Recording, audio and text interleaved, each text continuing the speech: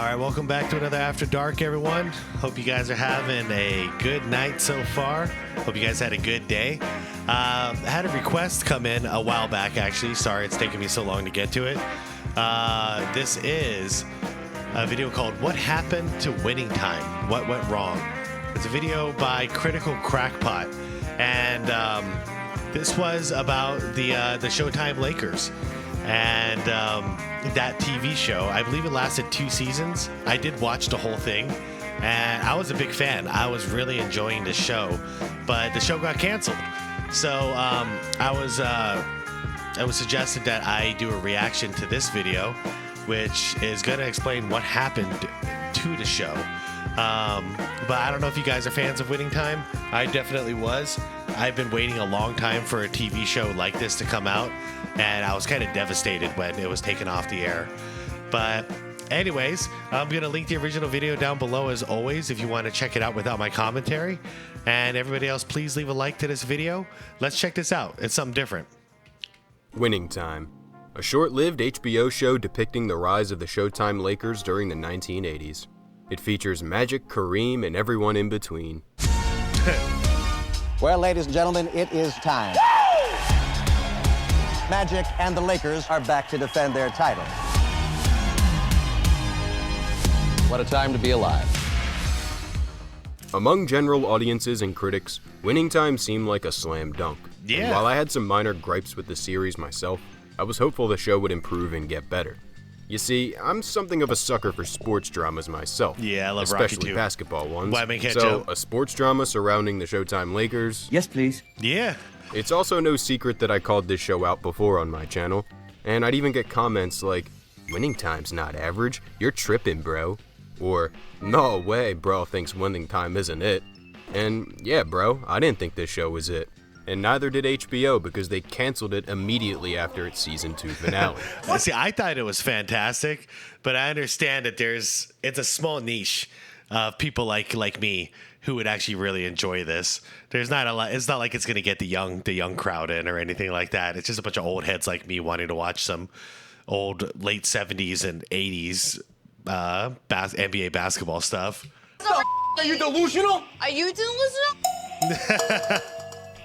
In spite of that, however, I watched along almost weekly with Season 2, and I found it much better than the first season, but Winning Time's overall conclusion commits the worst technical foul I've ever seen. Tactical foul! Tactical foul! Last time I checked, the show is called Winning Time, Rise of the Lakers Dynasty. So why the hell does the show end with the Boston Celtics winning the championship? What a sick joke! Now, if you're a Boston fan, this is the objective good ending. Yeah. But for Laker fans, this is a travesty. Fuck Boston. I know. It's ironic. The show practically won me over in its second season, and then it disappeared. It's like magic. I know. It ends so unsatisfying. And speaking of magic, it's not always good to be positive. And Winning Time wasn't always a perfect show. A good show, sure. But a great show, I'm afraid not. Winning Time obviously still had room to grow and evolve, but the cancellation sadly stunted its growth, leaving us with a show with so much wasted potential. I'd love to theorize and speculate about where the show could have gone, but what's the point? I guess we'll never know. The only question left on my mind, and probably yours too, is where it all went wrong. And in this video, we'll be answering a question older than time itself. What asshole let the show end with Boston winning the championship? But most importantly, what happened to Winning Time? It's showtime.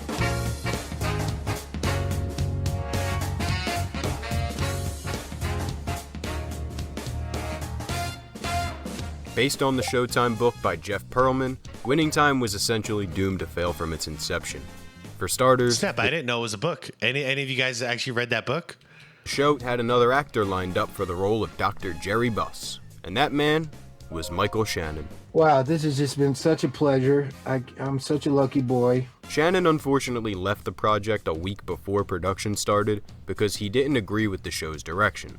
And executive producer Adam McKay elaborated further, saying Shannon was bugged by having to break the fourth wall. The National Basketball Association, the NBA. You've heard of it, right?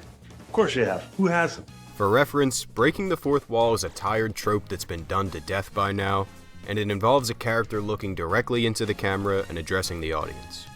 Some shows and movies are creative enough to make this trope work, but in the case of Winning Time, it feels awkwardly out of place.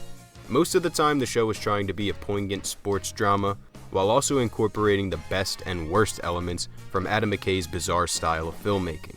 The best elements being the frequent, fleeting intercut moments that briefly appear to give context for a scene, or the differing close-up camera angles that are coated with a thick layer of 80s picture cards. Yeah. But the worst elements... I thought it was fitting to me, though, to see that kind of footage. I don't know. The breaking the fourth wall thing, that did get a little old. But no, the filters, I don't know. It felt like 70s and 80s television.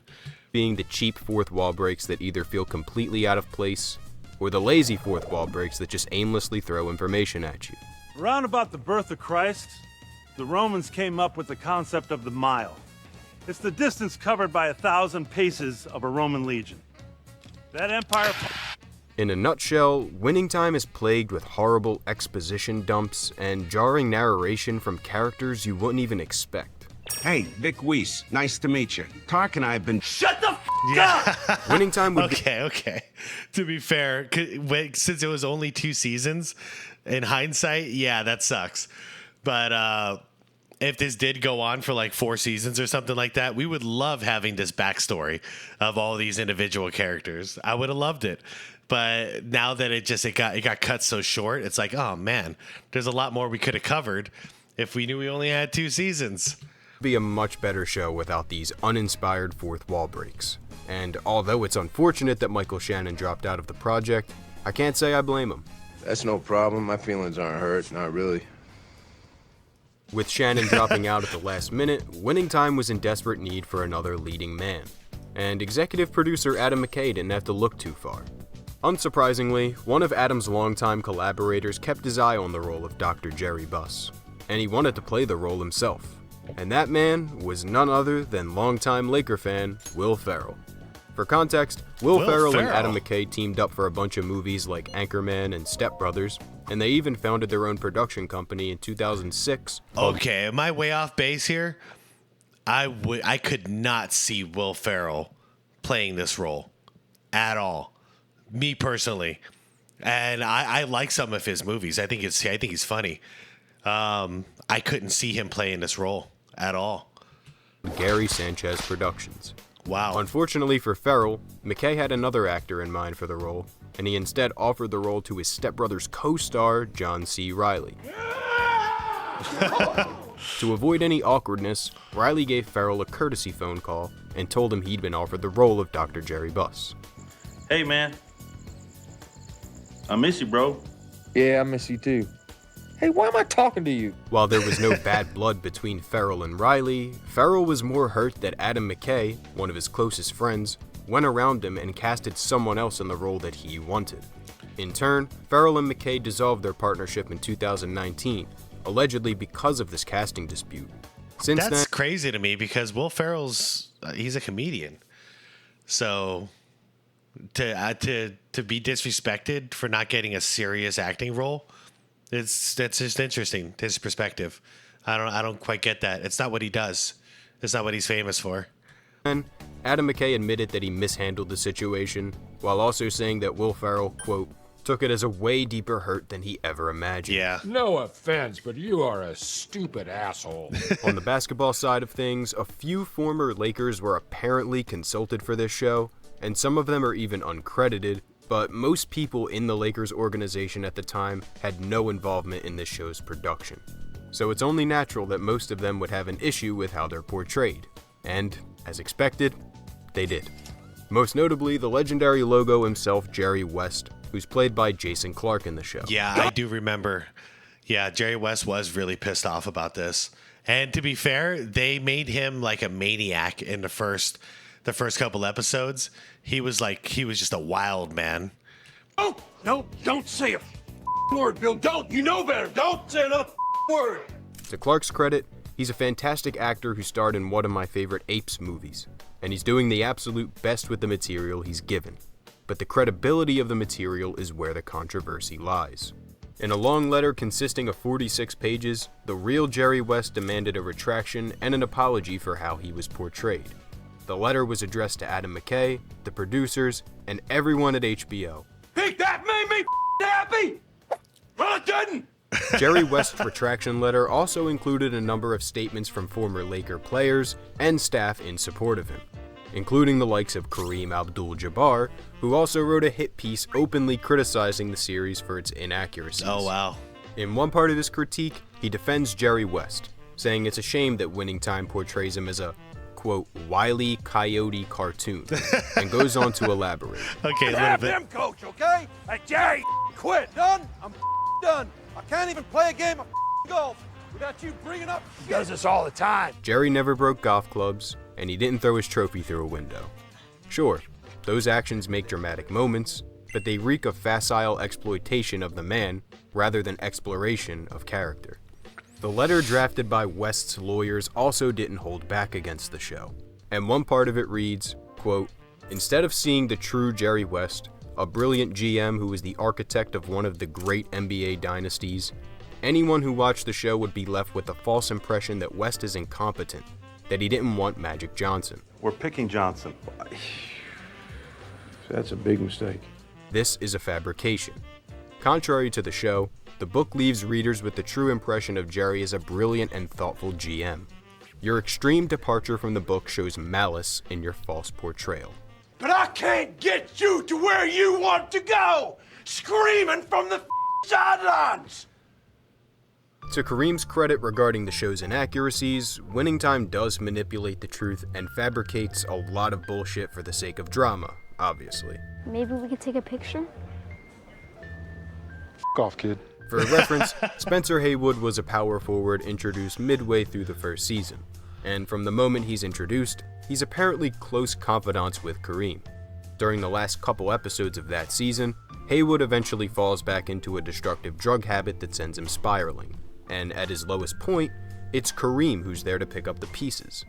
Yet, in reality, Kareem and Magic couldn't stand Spencer Haywood, and apparently saw him as more of an obstacle between the Lakers and a championship. Former Laker Michael Landsberger even reiterated how much Kareem didn't like Spencer, saying there was, quote, bad blood between them. When Haywood was awarded a quarter of the playoff money, for example, Kareem threw shade at him, saying it was, quote, more than he deserved. Damn. Meanwhile, in Winning Time, Haywood cries in Kareem's arms by the end of the first season. Okay. Cool. The last notable Laker who had an issue with Winning Time was Magic Johnson, who flat out refused to watch the show. Maybe for obvious reasons. Yeah. According to Magic... Yeah, he was a womanizer in this, but to be fair, he admitted that he was quite the womanizer, at least pre-1991, 92, whenever he got diagnosed with he contracted the HIV virus. Up until then, Magic was a player. He believes the Showtime era of basketball can't be serialized into a sports drama, saying, quote, "How are you going to duplicate this? You can't. You need somebody who lived through it. Not somebody's opinion, not somebody's I think, not somebody's I saw." Surprisingly, Magic was initially involved in the show's development, but immediately dropped out day one after he heard the show's first pitch. I'm not gonna be here. Although he never heard from Magic directly, co-creator Jim Hecht was told he, quote, backed out because of money. Which is understandable, but then again, we'll never know what actually happened in that initial pitch meeting. When asked about Winning Time's cancellation, Magic dissed the show one last time, saying, quote, "None of us watched it because it was fictional. You just can't tell that story. But hey, that's on them." You know, I totally respect that viewpoint because they actually lived it. But us as the viewer, we didn't get to live that. So there's a lot that we've always wondered, we've always imagined that was going on. And it was entertaining to us. I stand by it. I was very entertained by this. But I do understand that they don't like the way that their likeness is being used. And they totally have the right to vent that out. And I totally get it, you know. I wouldn't want to be in that position. If I was Magic Johnson, I wouldn't want my past being portrayed, however realistic or not realistic. I wouldn't want that being portrayed on a TV show. So I totally respect where they're coming from. For us, man, we ate it up.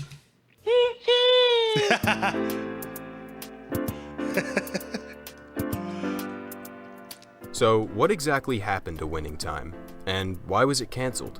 The most obvious answer boils down to the real people having issues with how they're portrayed, but it's also because HBO didn't like their return on investment in terms of viewership.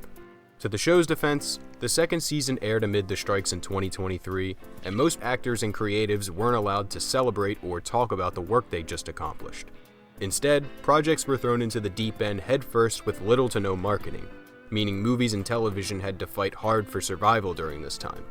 Some projects managed to thrive swimmingly without the added benefit of marketing, while other projects like Winning Time sunk with cinder blocks tied to its legs. At the end of the day, however, HBO could have done a better job marketing the show's sophomore season, especially during a time where a lot of actors and creatives couldn't promote the show themselves. Yeah. How are you gonna feel watching the Celtics steal another trophy? You are a mean motherfucker. That's a low blow. Well, that's where this is headed. Bottom line for Winning Time was viewership. Yeah. And season 2 needed a miracle in that department. In a post just 11 days before its cancellation, author of Showtime Jeff Pearlman wrote, "I'll be blunt. Winning Time is fighting hard to survive. Viewership keep going up, up, up. But if you want HBO to renew it and keep it going, and not have it end with Boston winning, we need views. Seriously, it's the best show on TV." Oh, you didn't have to end with that. For those of you who watched it, dude, Larry Bird was I'm surprised Bird hasn't come out and said anything, but he's just a badass like that and he doesn't care. Bird was portrayed as the ultimate asshole. Like, he is a prick. Like, this show, like, when I'm watching it, I hate Larry Bird a little bit, even though of course I can separate it from my real perspective. But this show will make you, while you're watching it, hate Larry Bird. Like, he's the villain. The Boston Celtics are the villain in this show. It was so entertaining. What the went wrong? In the end, Winning Time was fundamentally destroyed by two things: an unfortunate decline in viewership and the negative backlash from the former Lakers organization regarding their portrayals. Listen, I'd explain business to you, but halftime's almost over and you got enough to worry about with your team getting whooped. Preseason, Bus. Nobody gives a shit. No one but you and me.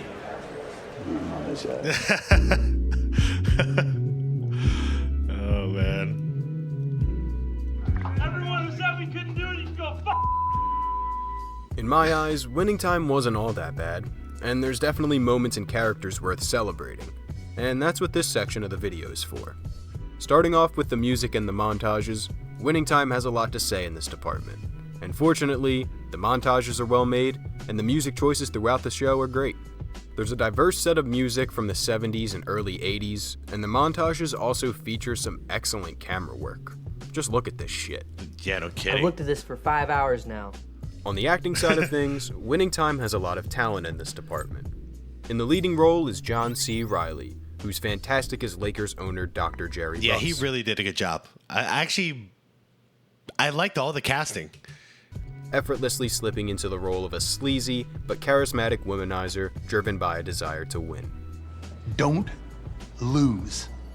Although people within the Lakers organization originally criticized Riley's portrayal of Dr. Buss, the real Jeanie Buss surprisingly credited Reilly for his performance and elaborated saying, "I just really miss my dad so much, and it's kinda nice to see him." I own this! Could you imagine that feeling of owning the forum? Like, that's got to be nuts. That's got to be nuts. I love that scene because it's just like, that's the reality. He can go in at any hour. He just lay down on the court. It's my court. I own this place. That's got to feel crazy. Reilly is Quincy Isaiah, another charming standout who's the beating heart of Winning Time, playing a young Magic he did Johnson. great. The show practically starts and stops with him at the center, and other than Dr. Buss, Magic is the only other character that regularly breaks the fourth wall. And that's really my only complaint with both of their performances, even though it's out of their control. Hold on, y'all tripping. Yeah. I look good. I know I look good. Both characters are somewhat interesting leads for a sports drama, but they're further enhanced by an exciting ensemble, including the likes of Jason Clarke, Hadley Robinson, who plays a young Jeanie Buss, Yeah, she did great. and also Devon Nixon, who surprisingly plays his father and former Lakers point guard Norm Nixon. Get out of here. When you first came in here, we thought you was the mailman. Wait, that's his son? That is so cool. I had no idea. That's awesome. Gave you a stamp and everything. Kiss my black ass, Sharice. Thankfully, Devon was hired on the merits of his acting skills, and what could have been a possible miscast turned into one of the coolest casting decisions I've ever seen. Yeah, for sure. Especially since he's one of the show's best characters. He was. Put in some extra hours? Work hard, play hard, baby.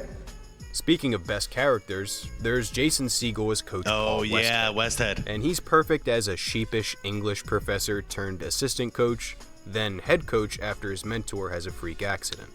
But that was a Paul Westhead original. His entire arc on the show was great, and his presence leads to some great conflict in season 2. I am sick and tired of your horseshit attitude. And if it happens again, you will be sitting on the bench next to me. Might as well. The MVP of Winning Time, however, should have a statue erected in his honor, because he undoubtedly had the best arc in the entire show. Yep. And I'm talking about Pat Riley's the hero of this show, for sure. For sure. Man, Adrian Brody is head coach Pat Riley. Pat Riley's arc is almost like a rags to riches story as he desperately tries to find a role within the Lakers organization.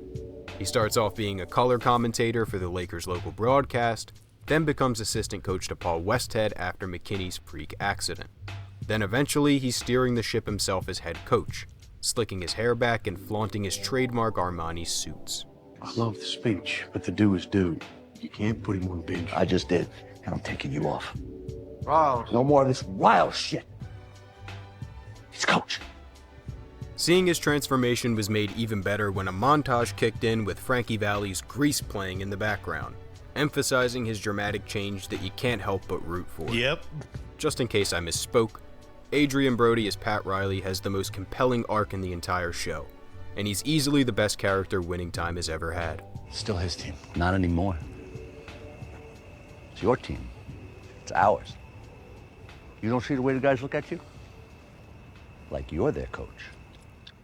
Undeniably, there's some juicy drama at the center of Winning Time, and the parts I found myself most interested in were moments like Westhead and Magic's beef over the coaching system in Season 2, or the whole coaching debacle that unfolded in Season 1 with Jack McKinney, Paul Westhead, and Pat Riley.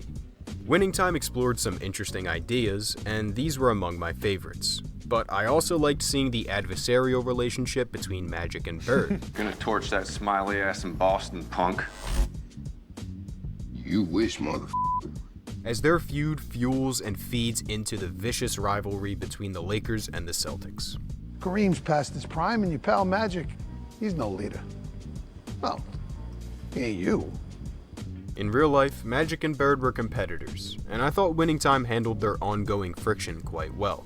And every time I saw them together in a basketball scene, all I could say to myself was, I think we're about to see a devil show down there. Winning Time was an HBO show, and I'm here as a fellow human to acknowledge that Winning Time, as we know, has passed on. You personally, how would you assess your game tonight? Solid. Yeah, solid. Jokes aside, HBO could have gave this show the green light for maybe one more season to properly wrap things up. I mean, if they're willing to wait for that weird little freak Sam Levinson to write Euphoria Season 3, then HBO could have allocated those resources elsewhere and gave us a proper send-off in return.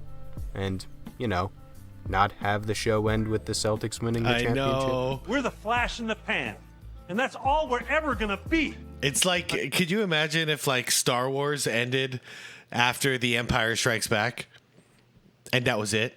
That's how this feels. The bad guys won. You know, you got to watch the show.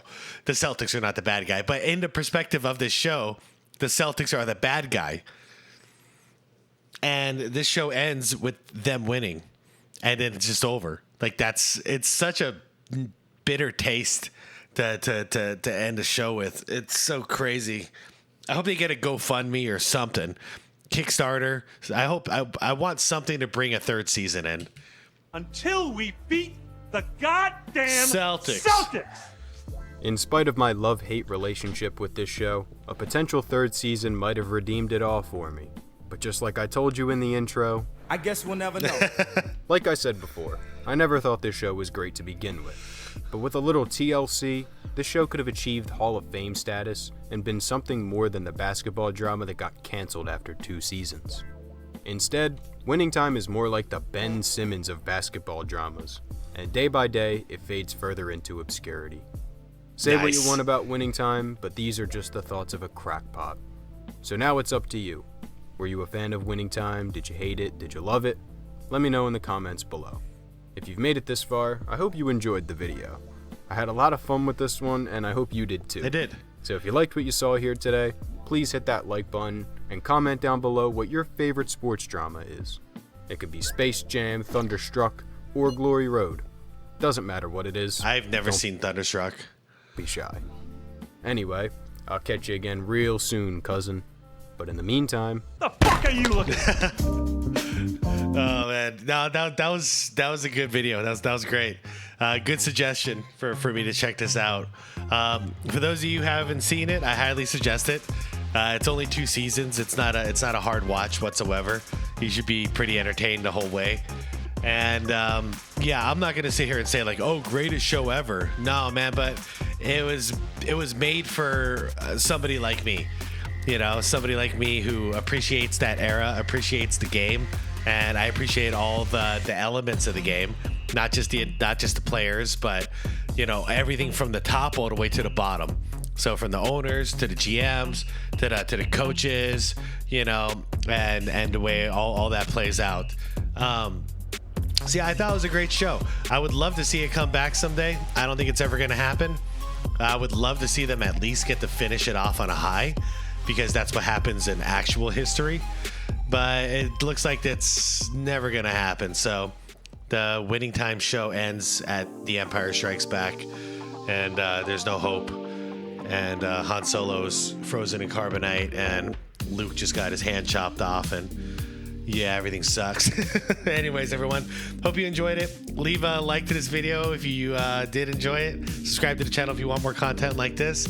And check out Critical Crackpot if you enjoyed this video. I'm sure there's a ton of videos similar to this to your favorite TV shows and movies. All right, everyone, have a wonderful night. Have a peaceful night. Have some fun. Tell your loved ones you love them. And carpe diem. Thanks for watching with me. Peace out.